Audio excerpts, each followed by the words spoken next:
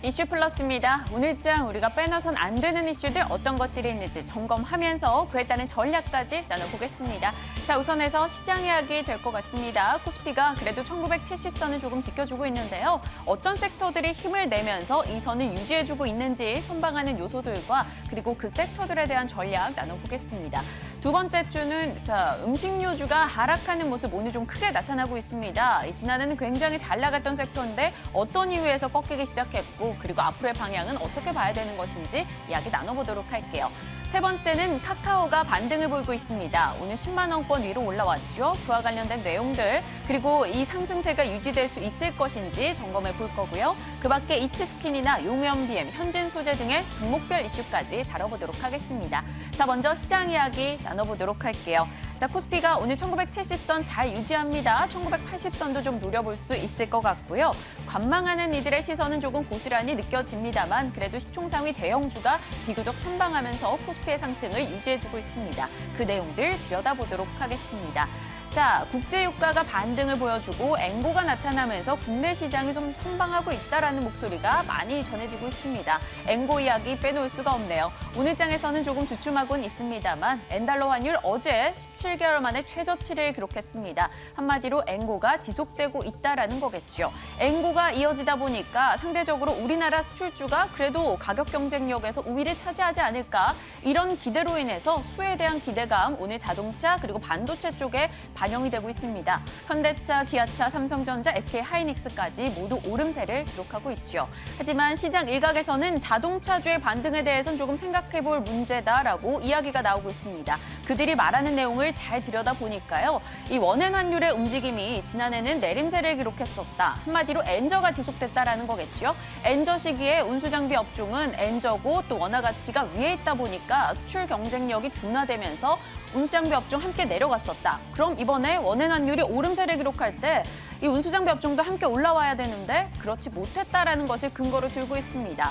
환율에 미치는 영향보다는 오히려 자동차 섹터가 기존의 본질 사업인 자동차 판매가 부진한 영향이 더욱더 크다라는 거겠죠. 아직까지도 이 부분은 현재 진행형으로 지적이 되고 있습니다. 자동차주 분명 앵고에 따라 어느 정도 이득은 보겠습니다만 자동차 판매가 해외에서 내수해서 그리고 더더욱 팔려 나가야 되는데 그게 되지 못하고 있다는 점에서 실적 우려가 여전히 남아있기 때문에 무턱대고 앵고에 따른 수혜주다라고 덤비기는 이르다라는 판단이 나오고 있습니다. 참고하시길 바라겠고요. 자, 그리고 오늘장 섹터별로 잘 들여다보신다면 단연코 눈에 띄는 섹터가 있죠. 바로 건설주입니다. 업종 지수로 봤을 때 3% 이상 올라가고요. 외국인과 기관의 동반 매수세가 들어옵니다. GS건설, 대림산업, 대우산업, 현대건설, 현대산업까지 모두 다 오름세를 기록하고 있죠. 왜 그럴까요? 해외 리스크 여전하고 주택 경기 지난해부터 조금 꺾였죠. 그런데 실적 우려가 있는데 왜 올라가는 걸까? 많이들 의문을 가집니다. 한번 찾아봤더니요. 전년 동기 대비해서 1분기 실적이 좋아질 것이다라는 기대감이 있다라고 합니다. 삼성물산 같은 경우는 전년 동기 대비해서 1600% 영업이익 증가 전망이 됩니다. 통합 법인 관련한 이슈가 좀 포함이 된 걸 거고요. GS건설 같은 경우도 올해 초에 바로 싱가포르 수주 소식이 있었죠. 해외 부분에서 이익을 내고 있기 때문에 영업이익 증가가 크게 있을 것으로 전망이 되고 있습니다. 현대산업이나 대림산업 그리고 대우건설, 현대건설 또한 마찬가지입니다. 주요 건설사들의 영업이익 전망치가 10%에서 93%까지 증가할 것으로 전망이 나오고 있는 거죠. 전년 동기 대비해서입니다. 전분기 대비해서는 많이들 감소할 것으로 예상이 되는데요. 사실 보통 건설사들의 수주가 연말에 쏠려있기 때문에 그에 대해서는 큰 의미를 둘 필요는 없다라는 지적이 나오고 있습니다.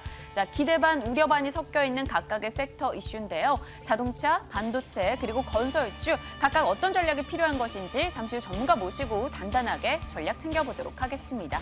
자, 두 번째 이슈입니다. 음식료주 이야기 해볼 필요가 있을 것 같아요. 오늘 가장 많이 빠지고 있습니다. 음식료주가 빠르게 단맛을 잃어가고 있는데요.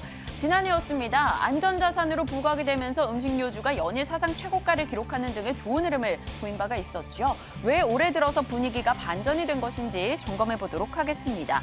지난해는 오뚜기나 삼립식품 등 사상 최고가를 기록하면서 흐름이 굉장히 좋았었습니다. 오리온 하지만 올해 들어서 20% 정도 빠졌고요. 오뚜기도 25% 급락이었습니다. 삼립식품, 대상, 무학과 농심 등도 모두 다 하락하는 모습 포착이 된 바가 있었죠. 자, 이들 섹터 종목들이 왜 내림세를 기록하는 걸까요? 일단 그 우선에서 우리가 생각해야 되는 것은 지난해 좋았던 것이 무엇인지 그리고 그게 사라졌는지 여부를 좀 파악할 필요가 있겠습니다. 작년에 음식료주가 연일 사상 최고가를 기록했었던 이유 되돌려보신다면 어떤 게 생각이 나십니까? 일단 2014년도, 2015년도까지 해서 국제 곡물 가격이 하락세를 기록했습니다. 우리가 과자를 만들 때 들어가는 옥수수나 대두나 이런 것들의 가격이 떨어지면서 원가 비용이 낮아졌죠. 그러다 보니까 음식료 업체들이 실적이 좋아질 수밖에 없었던 겁니다. 그리고 허니버터칩부터 해서 맛짬뽕, 진짬뽕, 불짬뽕, 각종 짬뽕 시리즈가 나오면서 히트 제품들이 있었죠. 그 때문에 매출이 증가했고 실적 역시 좋았습니다.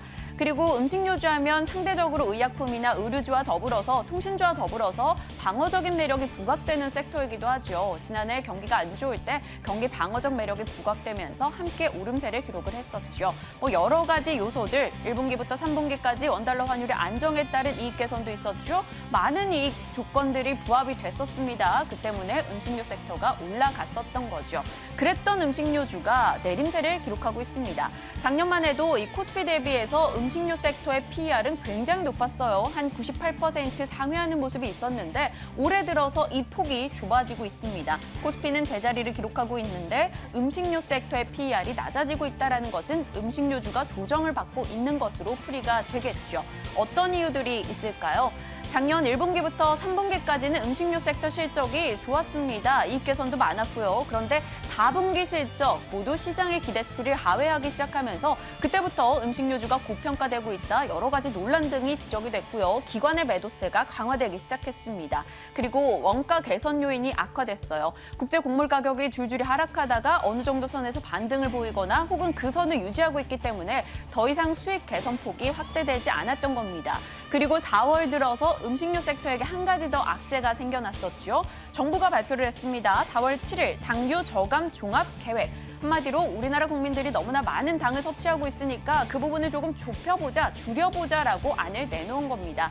자, 그렇게 된다면 음식료 섹터 어떤 타격을 받게 될까요? 기존에는 과자나 여러 가지 아이스크림 등에서 단맛을 내려고 설탕을 사용했었는데 이제는 설탕 대신해서 같은 단맛을 내줄 천연 감미료를 써야 됩니다. 천연 감미료가 가격이 조금 더 올라가는 거죠. 그러다 보니 원재료 투입 비용이 증가하게 되는 겁니다. 그 때문에 수익 개선도 조금 어려울 수 있다라는 목소리도 나오고 있는 거고요. 그리고 숨어있는 이슈가 있습니다. 바로 공매도 우려감인데요. 1월 7일부터 4월 7일까지 석 달 동안 이 공매도 상위 종목들을 들여다보면 음식료주가 많았다고 합니다. 오리온과 오뚜기가 이 공매도 비중이 무려 20%나 차지했고요. 무화과나 삼립식품 등도 마찬가지입니다. 공매도 투자 세력이 많이 붙어 있다라는 것은 결국 그 종목들에게 거품이 많이 끼어 있다라고 시장이 판단하는 것으로 볼 수가 있겠죠. 이 때문에 음식료주 상당한 부담감을 안고 가고 있는 최근입니다. 자, 작년 연말에 고평가 논란에도 불구하고 증권가에서는 줄줄이 음식료 대표주의 목표 주가를 올려잡은 바가 있었습니다. 하지만 최근 들어 분위기가 반전되자마자 또 부랴부랴 증권사는 목표 주가를 낮춰잡고 있는 상황이네요. 그들조차 갈피를 잡지 못하고 있는데 얼마나 투자가 어려운 섹터가 돼가고 있는 겁니까? 자세하게 오늘 전문가 모시고 종목별로 탄탄한 전략 나눠보도록 하겠습니다. 세 번째 이슈입니다. 이 자금 문제 해소, 이에 따른 기대감으로 인해서 오늘 카카오 주가가 반등세를 기록하고 있는데요. 살펴보겠습니다. 본인들이 원했든 원하지 않았든 어찌됐건 대기업 반열에 오른 카카오입니다. 그간의 카카오의 행보와 함께 앞으로에 대한 이야기 좀 나눠보도록 할게요. 카카오의 1분기 실적은 비수기라던가 혹은 마케팅 비용 증가 등으로 인해서 좋지 못할 것으로 예상이 되고 있습니다. 1분기 영업이익 전망치는 221억 원으로 이는 전년 동기 대비해서 45% 감소, 한마디로 반토막 정도가 날 것으로 시장은 예상을 하고 있습니다. 경쟁 심화와 그리고 탈카카오 현상이 도드라지면서 수익성이 악화되는 것으로 시장은 지적하고 있는 상황인데요. 1년간 주가가 한 40% 정도 하락하면서 이번에도 실적 쇼크가 나온다면 작년 2분기, 4분기 실적 쇼크가 나왔을 때 주가가 크게 흔들렸던 만큼 이번에도 흔들리지 않을까 우려감이 많았었습니다. 하지만 오늘장에서는 오름세를 기록하고 있죠. 어떤 이유에서 올라가는지 한번 살펴보겠습니다. 일단 카카오의 사업부 내용을 좀 들여다보면요. 카카오 같은 경우는 게임 사업부가 주된 수익의 한 축이었습니다. 그동안 게임으로 인해서 많은 현금을 벌어들인 바가 있었죠. 하지만 주요 게임사들이 카카오에게 게임 유통을 시킨다면 하루에 매출 5억 원 정도를 올리고 그중에 1억 원 정도를 카카오에게 수수료로 지불을 해야 되는 구조였다라고 합니다. 그러다 보니까 당연히 모바일 게임사들이 조금 부담을 느낄 수밖에 없겠죠. 하나둘씩 빠져나가기 시작을 합니다. 우리 스스로가 유통 채널을 만들 것이다. 그러다 보니까 탈카카오 현상이 지속되면서 카카오에서 게임으로 벌어들이는 돈이 많이 줄어들기 시작한 겁니다. 그렇다면 당연코 카카오 사업에는 문제가 생길 수밖에 없겠죠. 그동안 카카오 같은 경우는 게임 사업부에서 벌어들였던 현금을 가지고 각종 신사업에 투자를 해왔었기 때문입니다. 그런데 캐시카우 역할을 해주는 게임 사업부가 흔들리기 시작하면서 앞으로 어떻게 할 것이냐라는 우려감이 그동안 지속적으로 제기돼 왔던 거고요. 주가도 내림세를 나타냈었죠. 하지만 오늘장 올라가는 것을 두고 시장에서는 이야기합니다. 이제 드디어 그들이 무작정 쏟아부었던 O2O 서비스에서 돈이 나오지 않을까라는 기대감이 등장하고 있는 겁니다. 자, 이제 카카오의 과제로 많이들 언급하고 있는 게 자금 조달이 원활하게 이루어지는 것을 보여주면서 투자자들이 신뢰를 느껴야 한다라고 이야기하고 있습니다. 왜냐? 이 로엔의 자녀 대금, 로엔 인수에 따른 자녀 대금을 치러야 되고요. 또 카카오뱅크에 따른 지분을 여러 가지 계산해 본다면 한 2,500억 정도 들어간다고 합니다. 올해 대규모 현금이 나갈 일이 계획이 되어 있기 때문에 자금 조달이 원활하지 않는다면 뭔가 주가에 대해 변동성이 확대될 요소가 있다라는 거겠죠. 그렇기 때문에 전환사채 발행으로 인해서 돈이 조금 들어오는 것을 가지고 시장에서는 굉장히 긍정적으로 해석을 하고 있는 겁니다. 자금이 들어오고 있는 것으로 해석을 한 거죠. 자, 그렇다면 이제 남아있는 가장 중요한 과제는 무엇일까요? 카카오가 가지고 있는 O2O 사업에서 수익 창출이 돼야 한다라는 겁니다. 카카오 택시, 카카오 요즘에 헤어샵도 등장하고 있죠. 홈클리닝, 각종 사업을 하면서 발을 넓혀가고 있는 카카오입니다. 올해 카카오 측에서는 서서히 이 부분에서 수익이 창출이 될 것이고 2020년도 간다면 매출의 30%를 이 O2O 사업에서 수수료 수입으로 가져올 수 있을 것이다라고 이야기하고 있습니다. 그 때문에 기대감에 오늘장 올라가는 모습 포착이 되고 있는데요. 10만 원 위로 올라왔습니다. 이 가격대를 제대로 안착하고 뚫고 올라갈 수 있을지 점검해 볼 거고요. 앞으로의 방향에 대해서도 이야기 나눠보도록 하겠습니다. 자, 네 번째 이슈입니다. 이츠스킨도 강세 흐름 기록하고 있죠. 이 한 주당 또 한 주 해서 무상증자 결정 소식이 전해졌습니다. 달팽이 크림이 중국에서 위생 허가를 승인받을 수 있다. 이에 대한 기대감으로 인해서 주가가 또 한 번 오름세를 기록하고 있는데요. 과연 앞으로 어떻게 봐야 되는 것인지 점검해 보도록 하겠습니다. 자, 용현비행과 현진소재가 거래가 재개가 됐습니다. 기존의 사업보고 제출 기한을 지키지 못해서 당분간 거래가 정지되고 있었는데 그 부분이 재개되기 시작하면서 오늘장 주가 급등으로 반응을 보여주고 있네요. 어떤 시각으로 바라봐야 되는 것인지 점검해 보도록 할 거고요. 자, 오늘 5가지 이슈 나눠봤습니다. 이에 대한 세세한 전략은 잠시 후 마켓 인사이드로 이어가시죠.